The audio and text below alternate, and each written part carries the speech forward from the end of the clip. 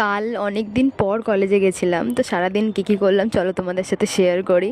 তার আগে বলে দিই, আমাদের 10টা থেকে 5টা অবধি টানা ক্লাস থাকে।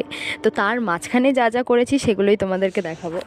তো সেদিন আমার এই ফ্রেন্ডটার জন্মদিন ছিল, তাই আমরা প্ল্যান করেছিলাম যে আমাদের কলেজের বাইরেই একটা কেকের দোকান আছে, তো সেখান থেকেই একটা কেক এনে আমরা সেলিব্রেট করব।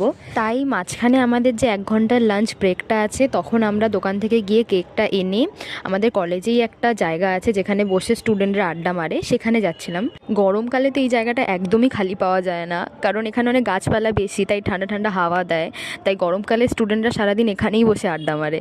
আর ঠান্ডাকাল ছিল বলে একটু খালি ছিল। তারপর ওখানে পৌঁছে আমরা সব কিছু রেডি করছিলাম, ততক্ষণে দেখি আমাদের বার্থডে গার্ল চলে এসছে, আর আমি ওকে এরকমভাবে ওয়েলকাম করছিলাম।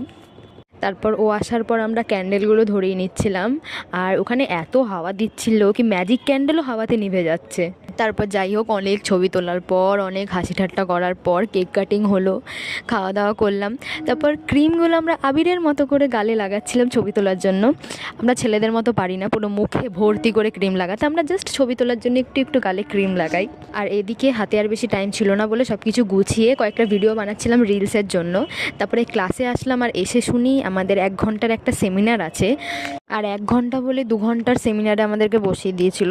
কিছু তো একটা এআই নিয়ে টপিক ছিল, আর এত বোর হচ্ছিলাম, এক এক মিনিট যেন 1 ঘন্টা করে কাটছিল। কোনো রকম 2 ঘন্টা কাটিয়ে তাড়াতাড়ি সাইন করে বেরিয়ে পড়েছিলাম বাড়ি ফেরার জন্য। আর বাড়ি ফেরার আগে আমরা খাবো ফুচকা। বার্থডে গার্ল আজকে আমাদেরকে ফুচকা ট্রিট দেবে। ফুচকা খাওয়ার পর এত খুশি হয়ে গেছিলাম, কারণ দাদাটা আজকে আমাদেরকে 2টো এক্সট্রা ফুচকা দিয়েছে লাস্টে। যাই হোক, আজকের ভিডিওটা এই পর্যন্তই ছিল। তোমাদের যদি ভালো লেগে থাকে প্লিজ একটা লাইক করে দিও। দেখা হচ্ছে নেক্সট ভিডিওতে। টাটা।